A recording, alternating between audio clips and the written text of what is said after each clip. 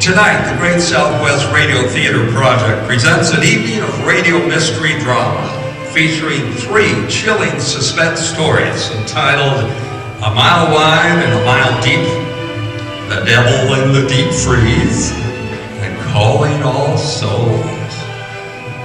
We bring you tonight's first drama, but first, a word from our sponsor.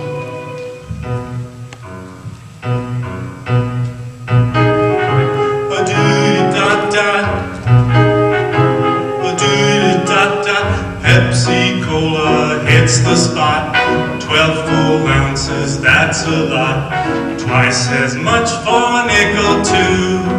Pepsi-Cola is the drink for you. Nickel, nickel, nickel, nickel, nickel, nickel, nickel, nickel, trickle, trickle, trickle, trickle, trickle, trickle, trickle, trickle, nickel, nickel, nickel, nickel, nickel, nickel, nickel, nickel, trick. Whether it's in a chill bottle or at the soda fountain counter at your favorite drugstore, drink a cool, refreshing Pepsi-Cola today. Pepsi, the nickel drink for everyone.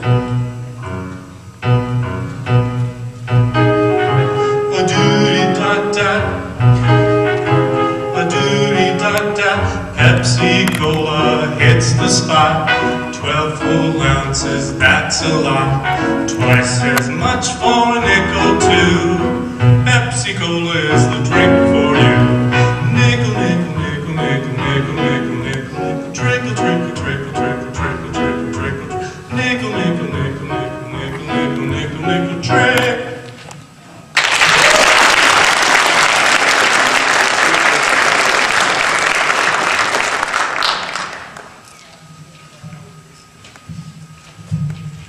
Quiet, please.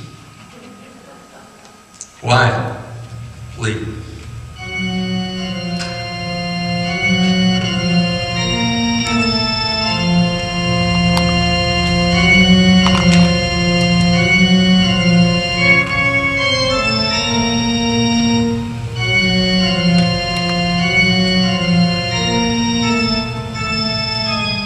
Your story for tonight is Quiet Please, an episode entitled A Mile Wide and a Mile Deep, written by Willis Cooper and adapted for tonight's audience by yours truly, Ralph Swain. This radio play first aired on August 17, 1947 over the Mutual Broadcasting Company.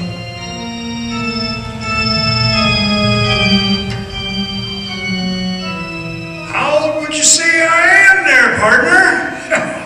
I bet you couldn't guess in a million years.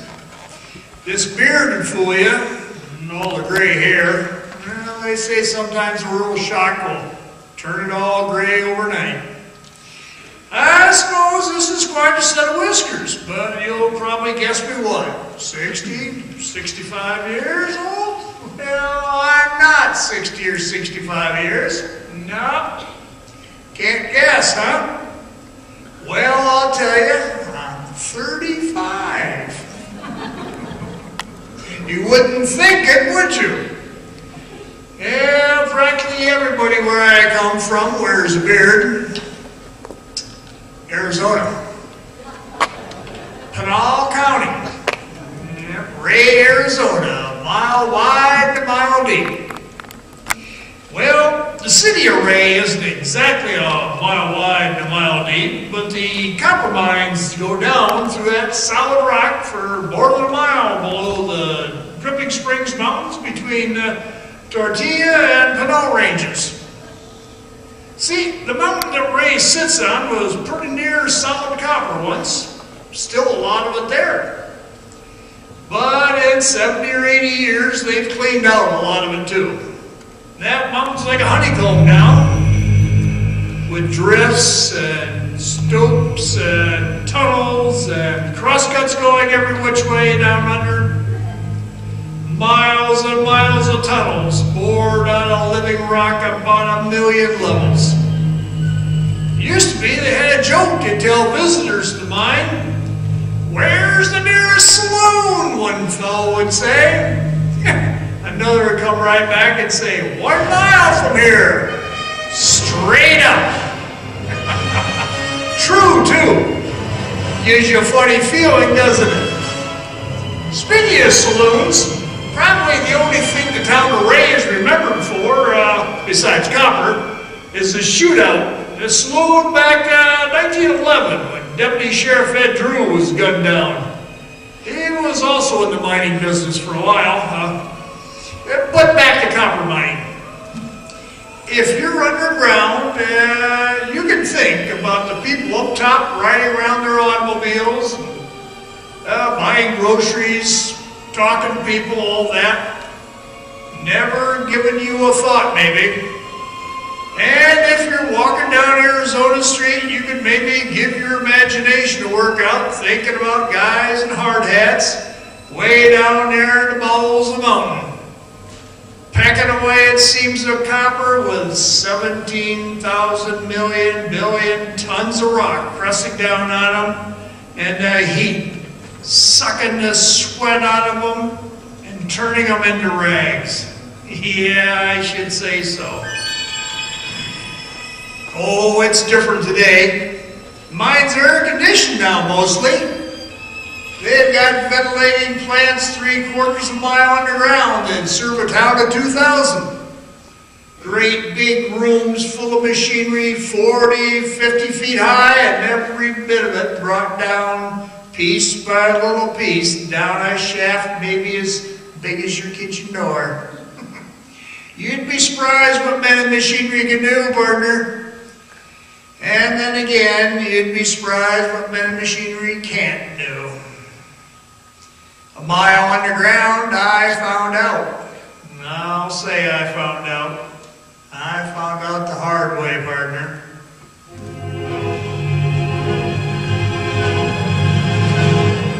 I wish you didn't have that light on. It kind of hurts my eyes. See, there isn't much light down in the copper mines. Some places, there isn't any light at all. Some places, there's just hot, heavy darkness and silence, like a grave. Only in a grave, there's a nice heavy coffin to keep the earth from pressing down on you. Down there, there's nothing. Just a naked rock sitting there awful close. You know, it's a curious thing. There isn't much of the Earth's surface that people haven't seen. Oh, sure, there's a few blank spots on the map. But throughout the millions of years the Earth's been here, people have learned a lot about the outside. They've even got a pretty good fair knowledge of it. Now what's down in the ocean.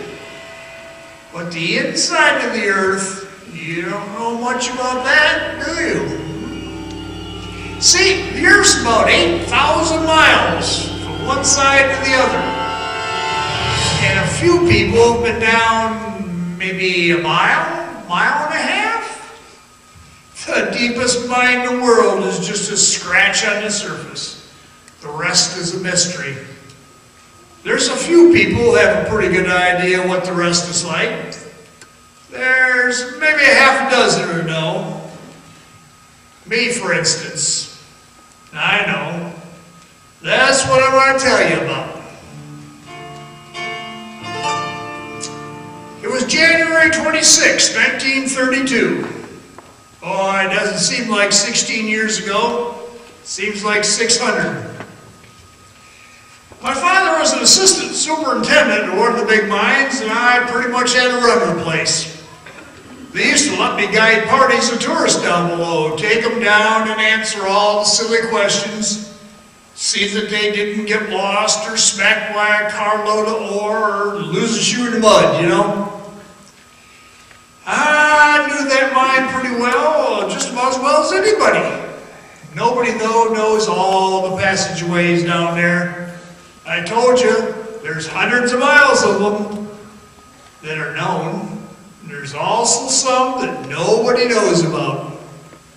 Well, I had a party down to 37 foot level, 3,700 foot level. 8 of them. And I remember 4 women and 4 men, politicians and their wives from Pennsylvania. And Louis Sullivan was with me. He's a lad about my age that I used to run around with. It was his first time underground. I asked him to come along half a dozen times, but he always turned me down. Claustrophobia, isn't that what you call it? Fear of enclosed places? Yeah, I can still see Louis standing there with a raincoat on. It's kind of damp down there, you know. Hard hat with a miner's lamp on it. Breathing through his mouth and the sweat pouring down his face as I dropped the gate on the cage and rang the signal to take the party away. Hey, wait, ain't we going? The cage is pretty full there, Louis. It'll be right back down again. I don't like this, Link. Cut it out, Louis. I can't breathe down here. Keep your shirt on. We'll be out in a few minutes. I don't like the cage either. Well, it's the only way to get out. It goes way too fast. You'll get used to it. Not me.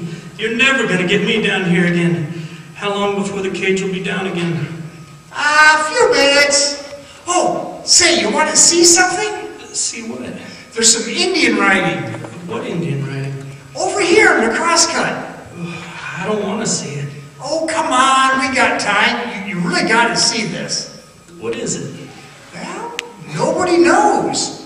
When they headed this crosscut about 8 years ago, they busted right into a tunnel that was already here. What? Yeah, can you imagine that? 3,700 feet underground, a blind tunnel. You're crazy. I'm telling you, and Indian writing's on the wall. I don't believe it. Come and look, it's right here. I'll take your word for it, Link. No kidding. I won't let you get lost, come on. Well, you go first. Well, light your light, there's no light in there. Listen, Link. Come on. The cage will be back down in a minute. Hey, wait for me. Well, come on. Where are you? Where are you? Here, come on. Gee, don't go away like that, Link. Oh, light your lamp. Here, I'll light it. Hold still.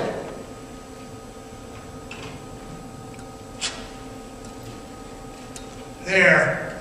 That's my last match. Okay? I don't like this place.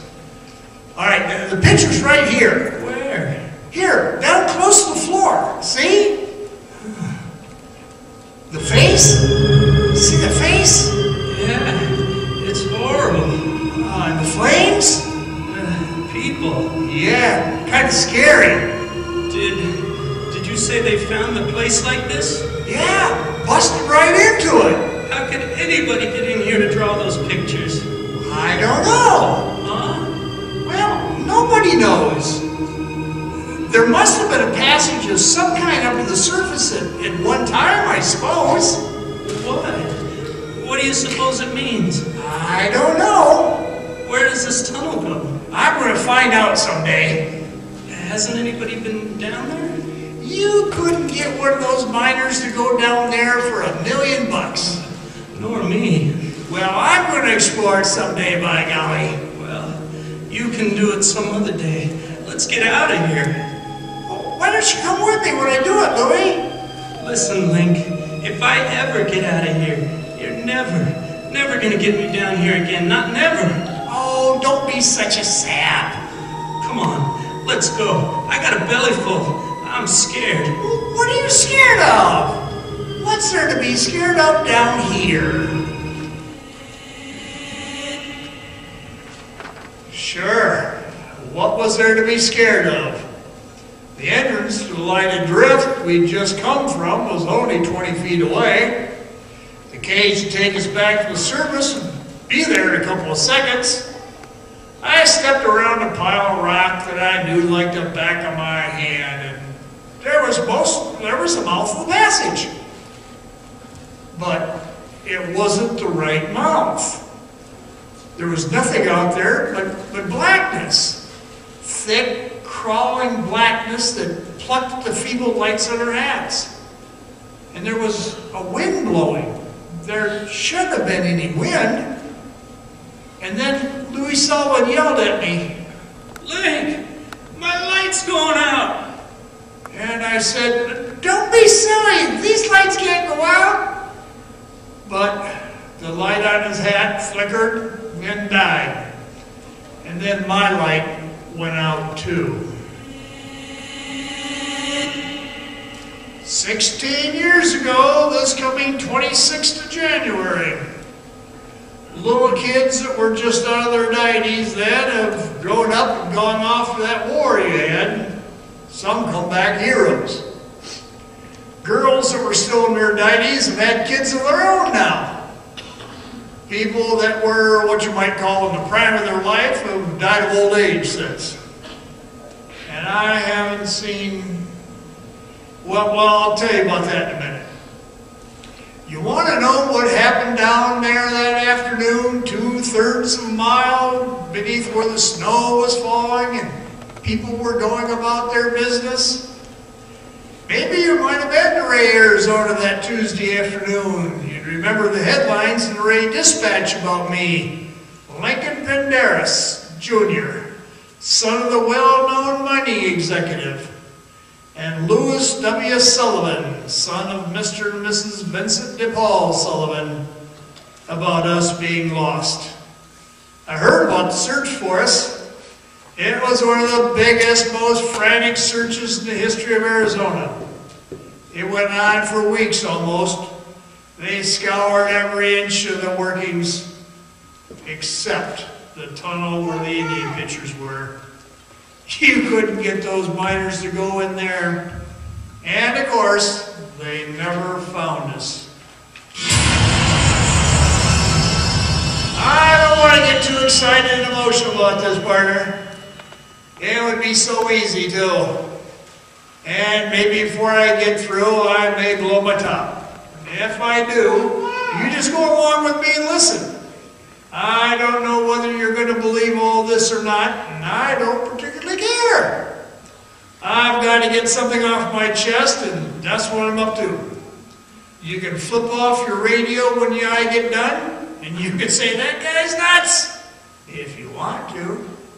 It isn't going to make a particle of difference to me. I happen to believe what I'm telling you, because I've seen it. But you make up your own mind. Only thing is, I want you to remember I didn't get excited and holler at you, trying to scare you. So, take it or leave it, partner.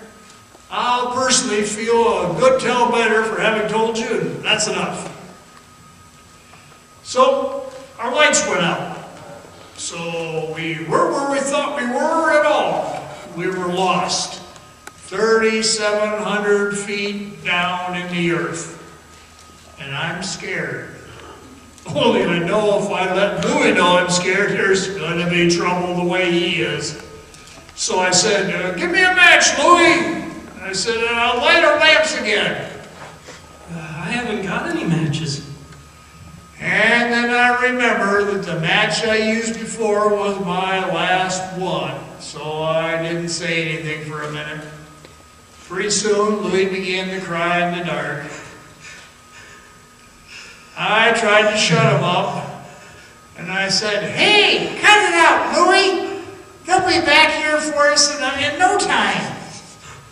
And Louie kept right on crying. And I said, Louie, you hear me? We'll get out of here before dark and we'll drive over to Cologne. We'll have a big Italian dinner. And I said, we'll have spaghetti and some of that hot sausage with peppers, and we'll have a big veal cutlet and ravioli. We'll get Dominic to break out a bottle of Barbera. And all the time I'm talking, I'm getting hungrier and hungrier. And Louie's sitting there in the dark, kind of crying. Mama. And I go on talking about food and red wine and stuff. And pretty soon I noticed Louie isn't crying anymore. And I stopped and I listened. And I figured I haven't talked to him when he was crying for a while. And I say, how about it, Louie? You gonna go for that, huh? The globe business? Louie! Louie, say something, will you? Has the guy fainted? Louie, where are you? Listen, Louie, don't do that to me. I can hear you breathing. That isn't Louie you hear, son. Who are you? Tom. Who? Tom McDonald. Tom McDonald? Where'd you come from, Tom? Back there. Well, where's Louie? He went back there. Back where? Down the tunnel? Mm-hmm. By himself? Mm-hmm. Well, why, he was so scared. He's not scared anymore. Well, that's funny. Say, I'm really glad you came, Tom. Well, sure. You got a match, Tom? Match? No. Well, how am I going to light my light? I don't think you're going to light it. Well, how am I going to get out of here then? What? I said, how am I going to get out of here then? Oh. Why, I don't think you're going to get out of here. What'd you say? Come with me. Where? With me. Come on. Well, where are we going? Back there. With Louie? With all of us. All of who? Come on, Link. Where are you? Right here. I hear you breathing, but I can't see. That's not me, Link. What? Well, who else is there? Who isn't I hear? Tom, answer me! Why, son, that's the earth you hear breathing. And that was when I remembered that Tom McDonald had been buried in a cave-in the year before. They'd never found his body. I sat there in the dark for a little while. I guess before I spoke again, you know, unless you've been down there, you haven't any idea how quiet it is that far underground. There isn't any echo when you speak. Your voice is just as flat as if you're talking into a blanket.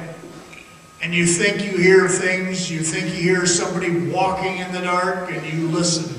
And it's nothing but the blood pounding in your ears. You listen close, and you hear a sound you've never heard before in all your life. The sound of your heart beating. And in the dark, with your matches gone. And somebody there with you that says he's a man that's been dead for a year. He didn't speak for quite a while either, and I didn't know whether he was still there or not. So I called to him. Tom! I said, Tom McDonald! He didn't answer. He was letting me think things over. Letting me decide I'd better follow him if I ever hoped to get out of there. What did he mean, though? He didn't think I was going to get out. Where did he want me to go? And I thought of the Indian pictures, that terrible face, the flames, the figures, the bearded men. What else was there back in that tunnel where Tom McDonald wanted me to go? I felt the hair begin to rise, and he spoke to me again, right in my ear. Come on, Link. Get up.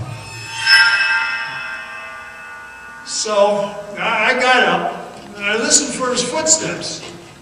And I heard him speak again. Come on. And I made up my mind I'd follow him into the blackness. I smacked my head against the walls as I followed Tom's footsteps going down the twisting tunnel. I stumbled into the black darkness, and I called to him, Tom! Hey, Tom! And the only answer was plodding footsteps ahead of me. What could I do? I didn't dare to stop. I had to follow. And he walked on, and it was always downhill. I was so tired I could hardly take another step. And there seemed to be a little glow of reddish light ahead. And the footsteps went on and on. And I wanted to stop and rest, but I could hear him ahead of me. And somehow I knew if I stopped, I'd never catch up with him again. And then the footsteps halted. And the voice spoke again. Stop right there, Link. Are we nearly out of here, Tom? Be still. And the little glow of reddish light began to grow brighter. And I looked around to see where it came from. I looked around to see who this was that was pretending to be a man that was dead for a year. I looked around to find my friend who had disappeared in the darkness. And there wasn't anybody. I stood there alone, and the light got brighter and brighter, and I heard Tom's voice. Don't move, Link. And I heard Louis Sullivan's voice. Don't be afraid, Link. And the light got brighter and brighter, and I still couldn't see anybody. Then suddenly it seemed like the great curtain was flung aside, and the place was brighter than day, brighter than 10,000 days. And I heard Louis' voice. Stand still, Link. And I heard Tom McDonald's voice. Look down, Link. Look down. And I looked down. I looked down into the flames that leaped at me from 1,000 miles below me. Red and green and blue and colors I never knew existed. It's like looking down from a mountaintop on the whole world afire. And the flames leaped and pulsed in the beating of a great heart. I looked at them there below me and saw. Watch, Link. Watch. Watch. And in the sea of flames below, I thought I saw a face. A face that filled the whole world, it seemed. And it was a cruel face, but somehow a serene face. And its eyes gazed into mine, and then it faded. Then I heard the voices again. You saw her, Link. We saw her. And I tore my eyes away from the flames below, and there stood Louis and Tom McDonald. And I said, without any surprise at all, yes, I saw her. It was the face in the Indian picture back there, wasn't it? You saw her. Who is she, Tom? Why, that is Mother Earth's son.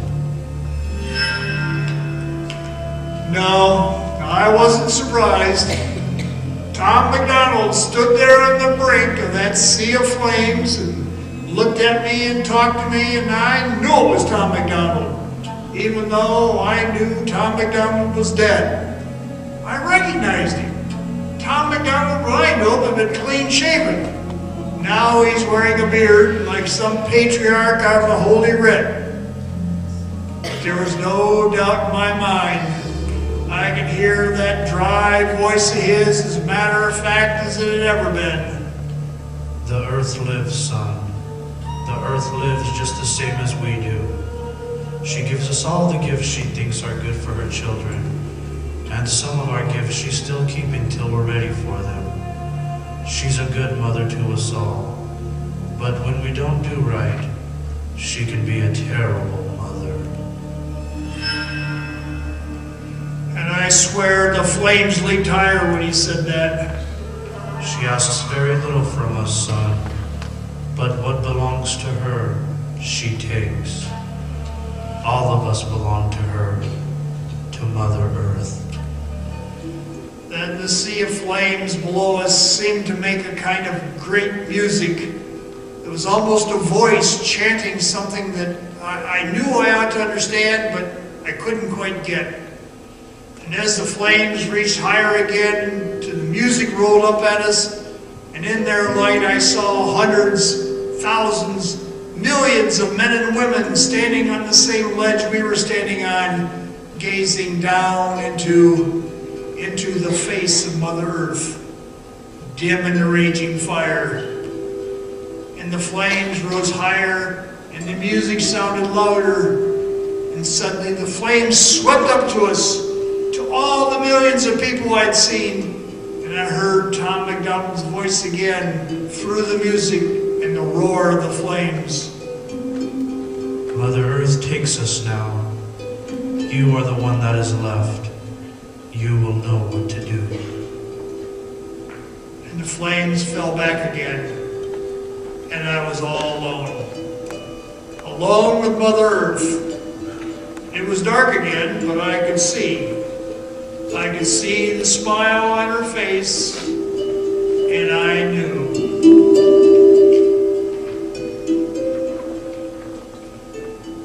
And so I've come to tell you, partner.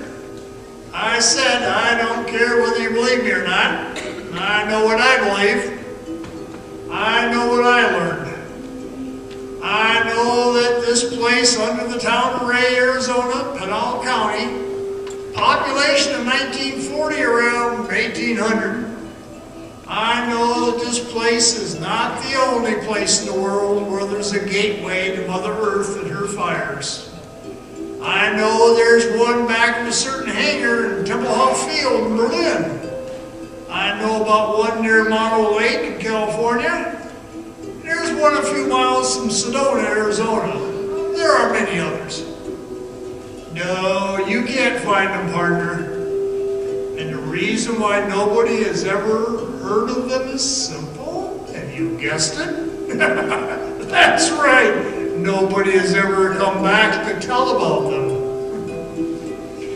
There's just one or two other things to tell you, and then I'll be going. Every year, one of these, I'll call them gateways, every year one of these gateways supplies the people from Mother Earth. It was Ray, Arizona's turn in 1932. Last year, they came from a place in Mexico near where there's an ancient Mayan ruin. In the years between, we who are left go out and bring people back to our underground caverns to wait. You've heard of people disappearing. There was that man that disappeared from room 307 of the Coolidge Hotel in Coolidge, Michigan, or Coolidge, Arizona. A girl named Lucianne from down on East Main Street in Casa Grande. People who drop out of sight and are never heard of again. That's what's become of them. They belong to Mother Earth. Incidentally, remember I told you about the gateway behind that hangar on Tempelhof Field in Berlin? Wasn't there a man and a woman that disappeared a couple of years ago in Berlin? Quite well-known people? Yeah, don't worry about them. They belong to Mother Earth, along with all the rest. This year it's our turn again in Ray, Arizona. We haven't got quite enough people yet, but we'll get them. Mother Earth takes what belongs to her. So maybe some night you'll wake up suddenly in the dark and you'll hear somebody breathing when you know there isn't anybody there. Maybe you'll believe me then. Maybe. We'll see, won't we, partner?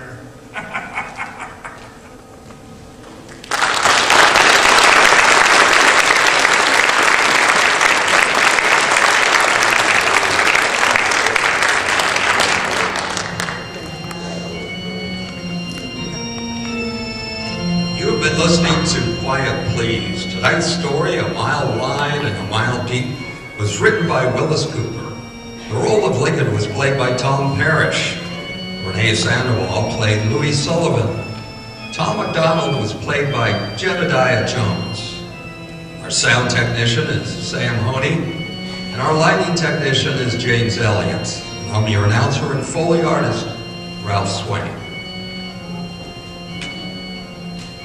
This program came to you from the Performing Arts Center in Coolidge, Arizona. This is the Mutual Broadcasting Company. And now, a word from our sponsors. 3 leading independent research organizations made a survey of doctors' cigarette preferences. 113,557 doctors were asked, "What cigarette do you smoke, doctor?" The brand name most was Camel. The makers of Camel cigarettes send free Camels to servicemen's hospitals from coast to coast. This week, Camels go to Veterans Hospital in Sun Mountain, New York, the USAA Air Station Hospital, Kessler Field in Biloxi, Mississippi, U.S. Naval Hospital in Corona, California, U.S. Marine Hospital in Mobile, Alabama, and the Veterans Hospital in Knoxville, Iowa. So remember, according to a nationwide survey, more doctors smoke Camel than any other cigarette. I'm Tallulah the tuba proud, and I've got a little something to tell. Your hair can be braided oh so easy. All you gotta do is take me home and squeeze me. I'm Tallulah the tuba proud, and I'll make your hair look swell. It'll shine, it'll glow so dandruff-free. For radiant hair, get a hold of me. Tallulah the tuba proud shampoo. Yes, folks, the Tallulah sisters agree that Prell Procter & Gamble's Radiant Cream Shampoo leaves your hair more radiant than any soap shampoo. And Prell removes unsightly dandruff as little as 3 minutes. Doctors' examinations prove it. For hair radiantly clean, radiantly lovely, try Prell, your very next shampoo. I'm Tallulah the tuba proud.